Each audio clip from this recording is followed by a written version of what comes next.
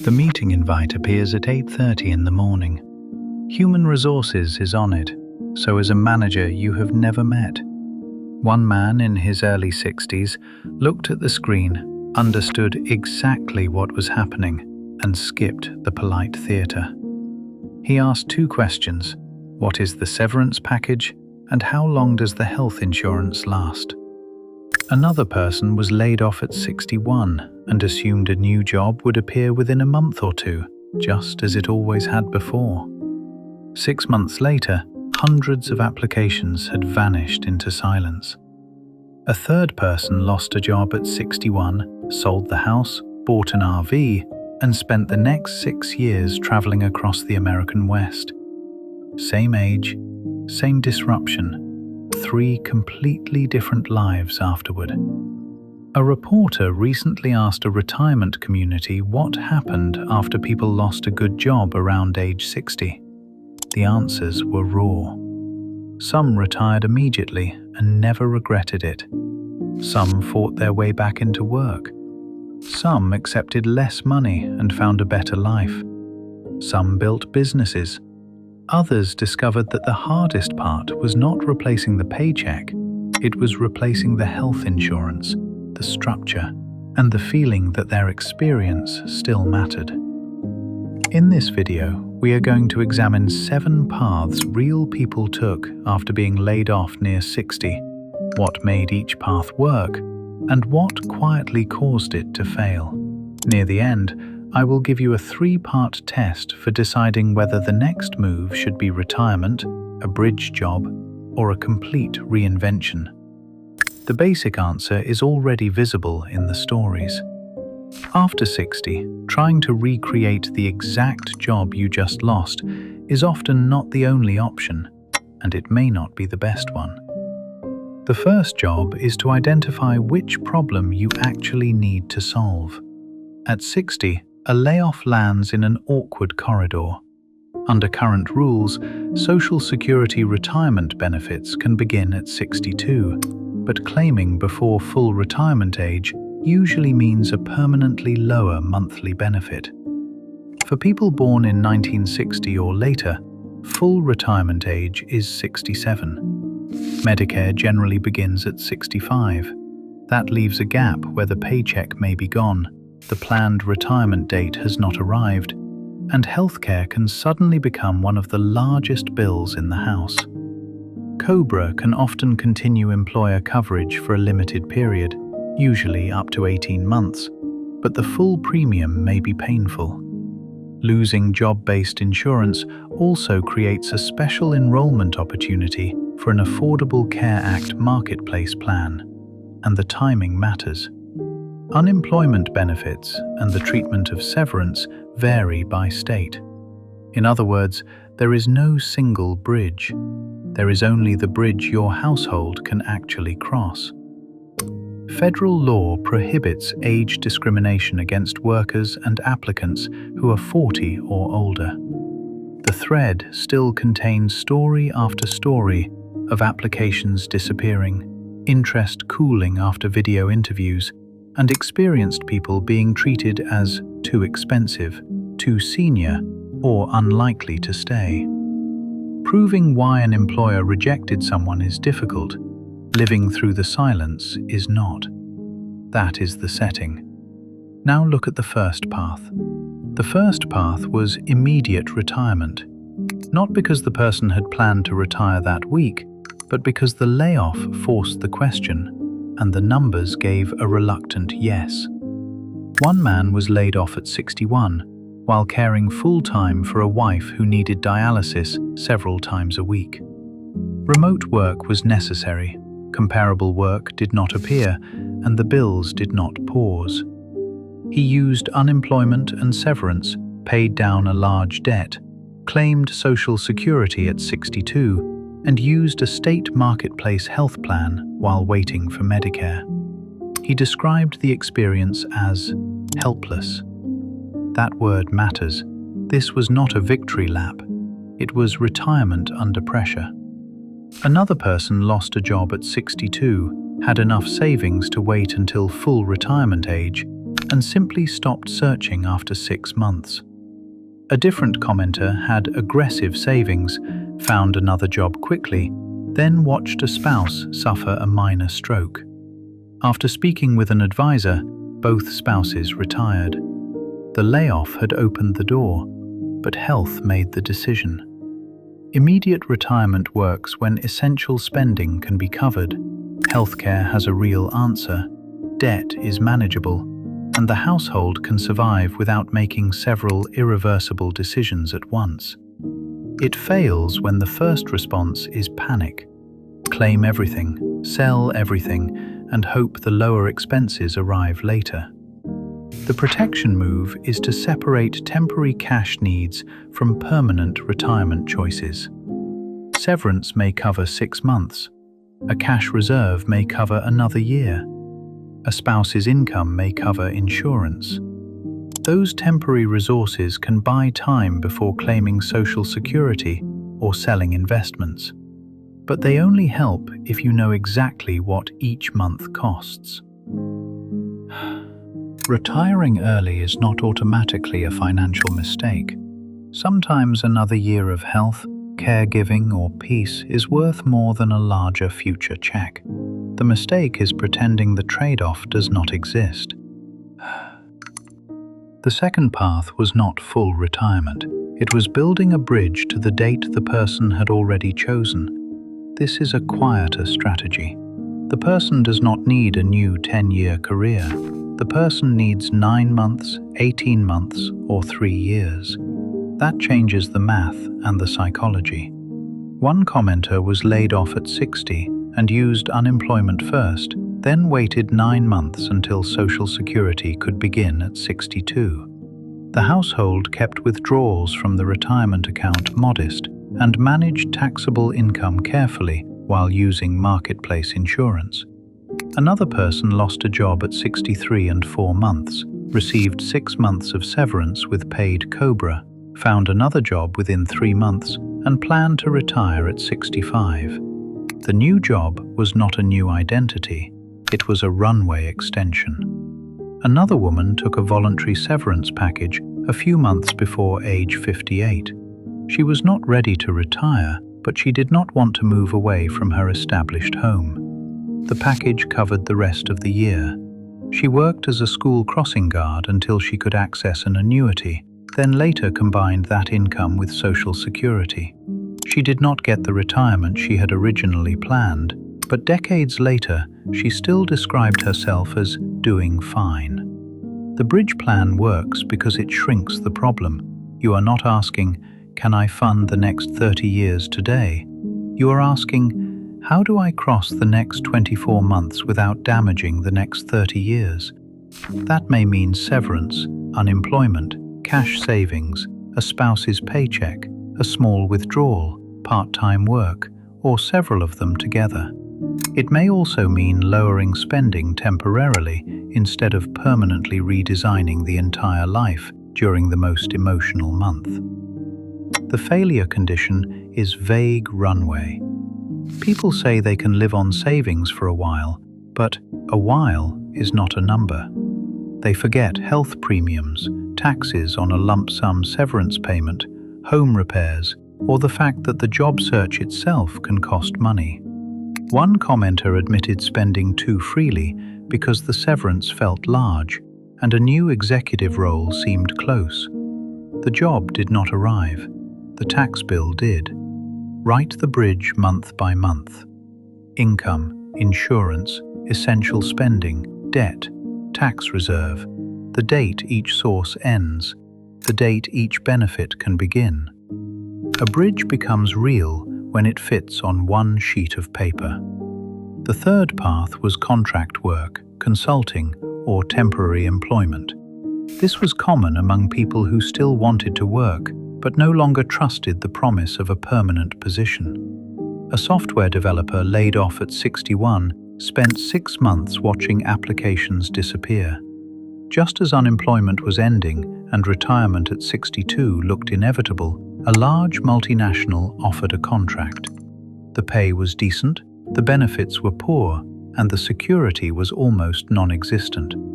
Still, the work was interesting. The new plan became 3 more years of employment, then a decision at 65 about when to claim Social Security. Another technology worker was laid off at 59, moved through 2 contract-to-hire roles that never converted, and finally received a full-time offer 6 days before turning 62.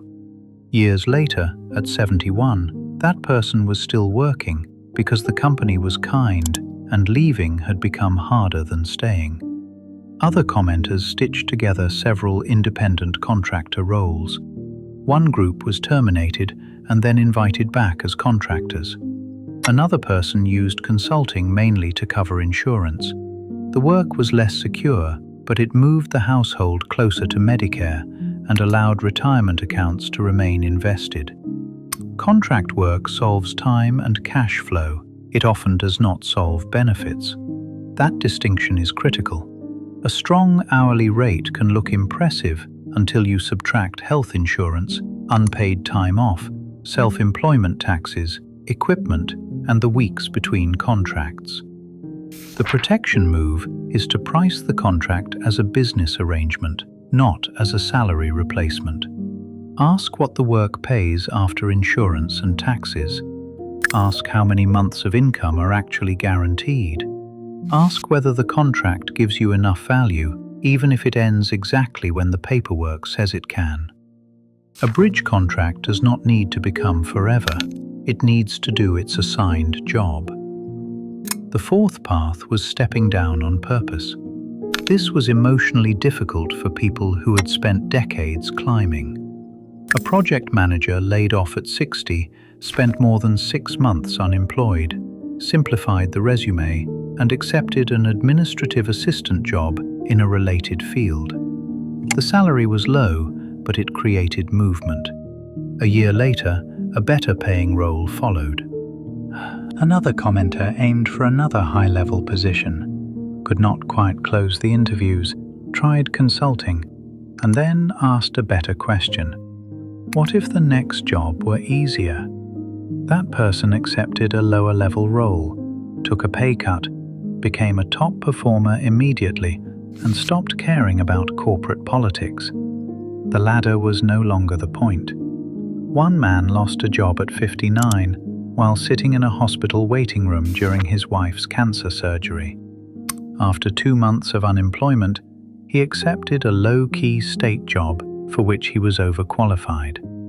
He later bought back years of prior public service, worked 5 more years, and retired at 65 with a pension and insurance. The lower status job produced a stronger retirement than the higher status career had promised. This path works because the value of work changes near retirement. Earlier in life, a promotion may increase future earnings for decades. At 62, a lower stress role with health insurance, a predictable schedule, or pension credit may be worth more than a prestigious title with a shorter fuse. The failure condition is humiliation. If every day feels like proof that you have fallen, the role will drain you. But if the job is chosen as a tool, the same reduction in title can feel like freedom. You are not required to keep climbing a ladder you already intend to leave. The fifth path was changing industries, company size, or sector, instead of trying to return to the same market that had just rejected the person. One commenter had worked in the same line of work for 20 years and was laid off just before 61. Career coaching changed 2 things. The resume and LinkedIn profile were rebuilt around what current recruiters actually noticed, and the search stopped focusing on familiar companies. Instead, the person wrote down the characteristics of a desirable employer. Not enormous, not a tiny startup, and a culture where the work felt useful. A company in a completely different industry hired that person as employee number 699. 18 months later, another company recruited the person into an even better role, where the career eventually ended on a high note. Another former corporate director found that the private sector no longer seemed interested in the experience. Non-profit organizations were. The new role carried roughly half the responsibility, almost none of the stress, and paid close to the previous job. Retirement was postponed, not because it had to be, but because work became enjoyable again. Aviation workers found smaller companies that valued an experienced hand. A manager with more than 40 years at one company found another Fortune 500 employer after 11 months and worked another 7.5 years, including 2 years part-time. These stories do not prove ageism disappears when you change industries. They show that demand for experience is uneven. If the old industry sees you as expensive, overqualified, or near the exit, another sector may see judgment, reliability, and a short learning curve. The skill is not always the job title. It may be managing people, calming customers, fixing systems, writing clearly, or knowing which problems matter. The protection move is to search by working conditions and transferable value, not only by the title printed on the old business card. Which employers need someone who can contribute immediately? Which sectors struggle to attract experienced people? Which company size fits the way you want to work now? If you are already retired, or if the layoff happened a year ago, this path still applies. You do not need to rewind your career. You only need to identify whether there is a form of work that fits the life you have now, rather than the life you had at 50. The sixth path was creating work instead of waiting to be selected. One project manager was laid off at 60 after a company crisis closed the entire division. About 1,000 resumes produced no interviews. So he restarted a long-dormant construction and maintenance company. It eventually did well and carried him to retirement. Another person laid off in the mid-60s began writing historical romance novels and said the new career was going well. One couple responded to repeated corporate downsizing by buying a franchise and becoming their own bosses at 61 and 54. Others turned to photography, travel writing, delivery work, rideshare driving, school bus routes, or several small independent gigs stitched together. Self-employment has one enormous advantage after 60. It removes the interview. The market can still reject the service, but no hiring manager gets to decide that the owner looks too old on camera. It also has one enormous danger.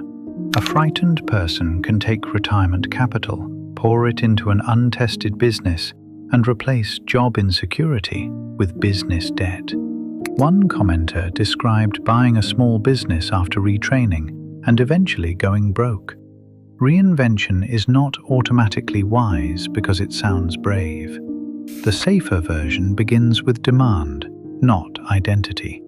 Can the service get one paying customer before it gets a logo?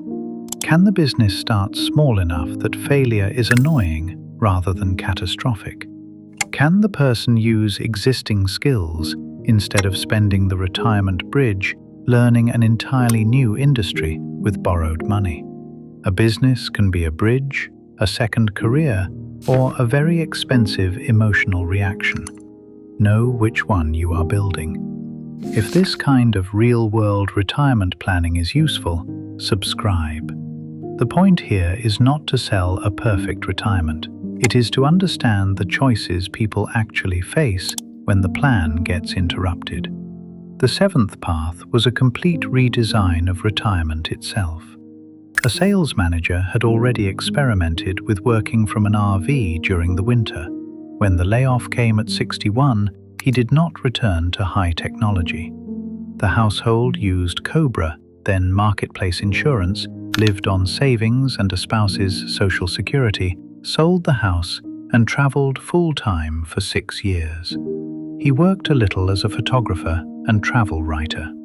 13 years later, the couple had a home near grandchildren in Florida and still spent several months each year in the RV. Another person who had saved aggressively and received temporary retiree healthcare used the layoff to spend more time with an older spouse whose health made future travel uncertain. Part-time work paid for extras, charities provided purpose, deferred projects finally got finished. The layoff did not become a pure retirement or a pure career. It became a different mix. Someone else was bitter about the way a 40-year career ended, but completely uninterested in returning to corporate life. Another loved not working and considered a small part-time job at a pickleball facility simply for fun. A caregiver retired because another person's health required presence. These outcomes had very little in common financially, but they shared one decision: the old job would not be allowed to define the next phase. This is the strongest path when the numbers work and the person is ready to stop proving that the layoff was unfair. It fails when retirement becomes a courtroom in the mind, with every quiet morning used to retry the case against the former employer. The ego injury deserves to be named. People described embarrassment, helplessness, bitterness, and disbelief. They had strong reviews. They exceeded sales goals. They had 40 years of experience. Then the laptop stopped working, or a stranger appeared on a video call. Money does not erase that. A healthy portfolio does not automatically replace dignity, but a job search can become dangerous when it is used mainly to reverse the rejection. The person may chase the same title, the same salary, and the same industry long after the household no longer needs them. That brings us to the three-part test promised at the beginning. The first part is the money test. How many months can the household operate before making a permanent decision? Count severance after taxes, unemployment if eligible, cash savings, spouse income, pension income, and realistic part-time earnings. Then subtract essential spending, debt, healthcare, and irregular costs. Do not count a hoped-for job offer. Do not count a house sale that has not happened. Do not count investment returns as if the market signed a contract. Then ask what happens if comparable work never returns. Could spending be reduced without damaging the life? Could a bridge job cover the gap? Could Social Security be delayed another year? Which account would fund the bridge, and what tax consequences might follow? The point is not to avoid every withdrawal. It is to avoid several frightened withdrawals with no sequence. The second part is the healthcare test. Write the exact coverage path from the last day of employment to Medicare eligibility. Employer coverage, COBRA, a spouse's plan, marketplace coverage, retiree medical benefits, Medicaid if eligible. The premium is only one number. Check deductibles, doctors, prescriptions, networks, and the date each option begins and ends. Do not assume COBRA is automatically best because it is familiar. Do not assume a marketplace plan is automatically cheaper because someone online said it was. Compare the actual household income and actual medical needs. And when Medicare eligibility approaches, verify enrollment timing rather than treating COBRA or individual coverage as if it were active employment coverage. The third part is the purpose test. What are you trying to get from the next job? Income? Insurance? 3 years of additional saving? Human contact? A better ending to the career? Proof that the company was wrong? There is no shame in needing the income. There is no shame in wanting to work. There is also no prize for earning another executive title when what you really need is health insurance and a reason to leave the house twice a week. Once the problem is named, the path becomes clearer. If the household needs income and insurance, a lower-level role may be the strongest answer. If the household needs only time, a contract may be enough. If the money works but identity does not, part-time work, service, teaching, or a small project may solve more than another corporate position. If health or caregiving has become the priority, immediate retirement may be the rational choice, even when the future benefit is smaller. The deeper lesson from the thread is that a layoff at 60 does not create one problem. It creates 4 at once: cash flow, healthcare, identity, and time. Most bad decisions happen when someone uses one solution for all 4. Claiming Social Security can solve cash flow, but it may not solve purpose. A new executive job can solve identity, but it may not improve health. Selling the house can create cash, but it may remove stability. A gig job can cover premiums, but it may exhaust someone who was already burned out. The best outcomes came from people who separated the problems and assigned each one a different tool. One person used severance for the first months, marketplace insurance for healthcare, a contract for income, and a firm retirement date for peace. Another used a lower-stress state job for insurance and pension credit. Another used savings to buy time with a sick spouse, then part-time work to pay for travel. Another used a career change because the old industry had become a dead end. They did not all win in the same way. Some accepted less money, some claimed benefits earlier, some worked much longer than planned, some never worked another day. The common move was not optimism, it was adaptation. If this happened to you tomorrow, the first week should not be spent deciding the rest of your life. Secure the documents, understand the severance, file for unemployment according to your state's rules. Price every healthcare option. Freeze unnecessary large decisions. Then calculate the runway before deciding what the layoff means. After that, choose a path that solves the real problem, not the insult. In the comments, tell me what happened after you or someone you know lost a job near retirement. Did the person retire, take a bridge job, change industries, accept less responsibility, or build something new? Include the age and the trade-off. Those details can help someone who is staring at the same meeting invite this morning. The next video will examine the hardest financial choice in this situation, whether claiming Social Security at 62 protects the plan or quietly weakens it for the rest of retirement. A company can choose your final day. It does not get to choose what that day becomes.